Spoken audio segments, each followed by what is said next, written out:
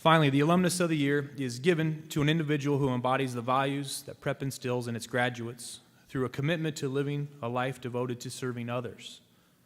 Chris Circo, class of '87, will now come forward to introduce his father, the 2011 Alumnus of the Year. Chris?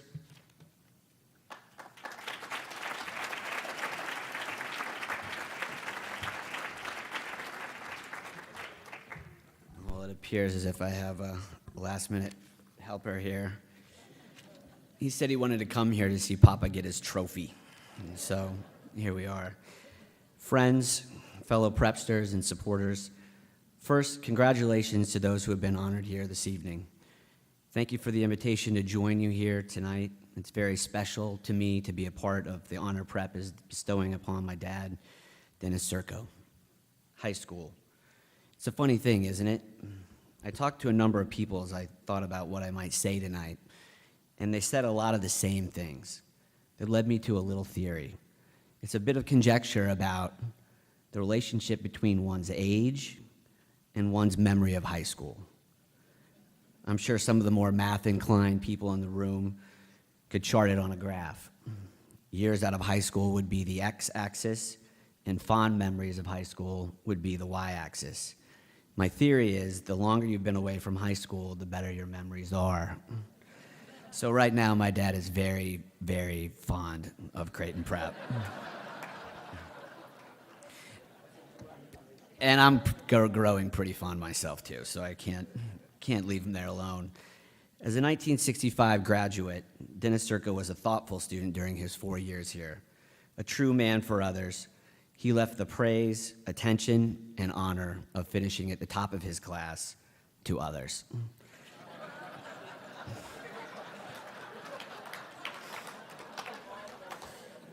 I was told I only have 3 minutes, so I need to keep going. Indeed, he was such an other-centered man. He left the distinction of finishing at the top of his class to others, not 1 year, but each of his 4 years here at Prep. Personally, I prefer to think everyone in his class was very, very smart. The bottom 30 of the entire class, known as the Dirty 30, is where Dennis spent his days. In a show of the traits that would later help him to success in business after high school, Dennis saw there was a bigger picture to learning. Throughout his time here, he strived to learn his lessons not from just the book, but the other way, the hard way. Following the crowd was just not his style then or now, and it's no great surprise. As a result, the jug room at Prep is now named in his honor. However, it would be wrong to think that the teachings of his time spent here at Prep were lost on him. Just the opposite is true, in fact. I have known and seen with my own eyes how well Prep's ideals, scholarship, leadership, faith, and service to others are ingrained in him, which is why we're here tonight. My dad's intelligence, drive, and tireless work ethic explain much about why he has had great success in his life. But his time here at Prep cannot be ignored. The time, and more importantly, the quality of time he spent here at Prep are and will always be a part of the person that he is. He is blessed and grateful to have spent his high school years in an environment like this one, seeing men not just talk, but live the lives of service and honor, surrounded by individuals of great character and faith, educated in the Jesuit tradition of constantly examining your decisions and asking yourself, what more can I do? There's no doubt he learned volumes about what it takes to be successful in business and in life in these walls. And that I know is not lost on him. There's an adage that says, to whom much is given, much is expected. And I'm proud, very proud, that my dad has stepped up and exceeded these very tall expectations. The ability to give back and help others is one that endures and one that he counts among the best. Dennis Circo, I know, is pleased to give to Prep because it has given him and so many others so very much. He is happy to make sure Prep's tradition of education and developing men of others not just continues, but grows to new heights of excellence. I know he is humbled and deeply appreciative of the honor of being named Alumnus of the Year. The measure for which he earned this honor, serving others, is a lesson he learned well here at Prep and one he will never stop learning. Congratulations, Dad. You're very deserving of the title Alumnus of the Year, and thank you all for those that made this possible tonight.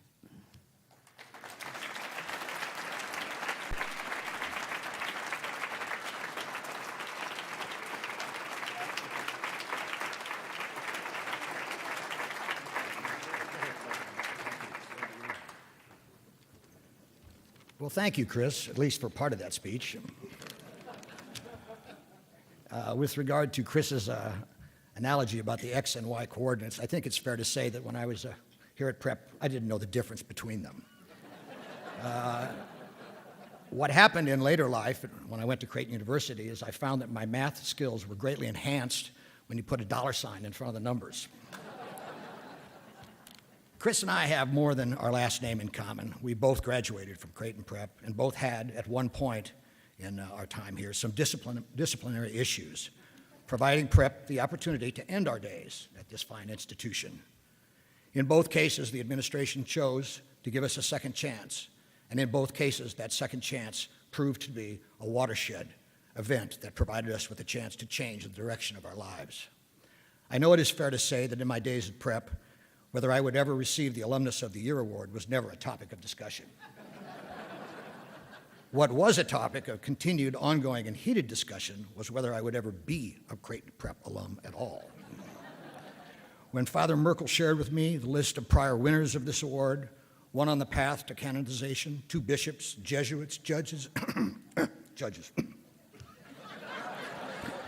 2 generals, physicians, teachers, authors, screenplay writers, my first thought was that the only person allowed to vote in the selection process was my mother.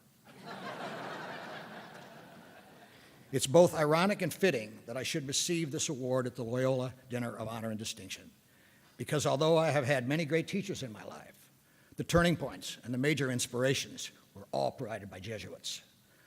If you don't mind, I wouldn't be here if it weren't for these people, so I'm going to take a moment and touch on just a few of them. First, there was Father Connolly, who helped me to believe in myself and gave me hope that I could improve if I stayed focused. Second, there was Father Haley, with whom I only spoke for 30 minutes in my entire life, but he made it clear to me that my goals had always been set so pathetically low that I should be embarrassed. Every once in a while, someone touches us, even ever so briefly, and we're never quite the same. Father Haley provided an epiphany in my life. There was Father Henri Renard, who at Creighton University inspired me so much that I organized my entire class schedule around his philosophy classes. And even though I was required to only take 3 hours of philosophy, I took 18, all from Father Renard. For those of you who knew him, his eloquence and celestial teaching style made you feel as if you were in the presence of the divine. There was Father Leland Lubers, who taught both here at Prep and at Creighton University, who gave me a glimpse into the soul of the artist. And then there was Father William Kelly, who taught me the value and power of dry Irish wit in any situation. And then there is Father Aloysius J. McMahon. Although not a Jesuit, he loved Prep as much as any man could. For more years than can be counted, he, from his meager stipend, gave scholarship after scholarship to young men at Prep.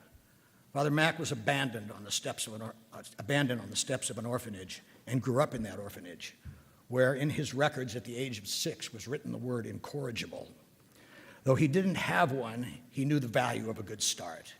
He was a Marine medic in World War II who served in the jungles of the Pacific, a missionary who served in the poorest parts of South America, and a great inspiration to everyone he touched.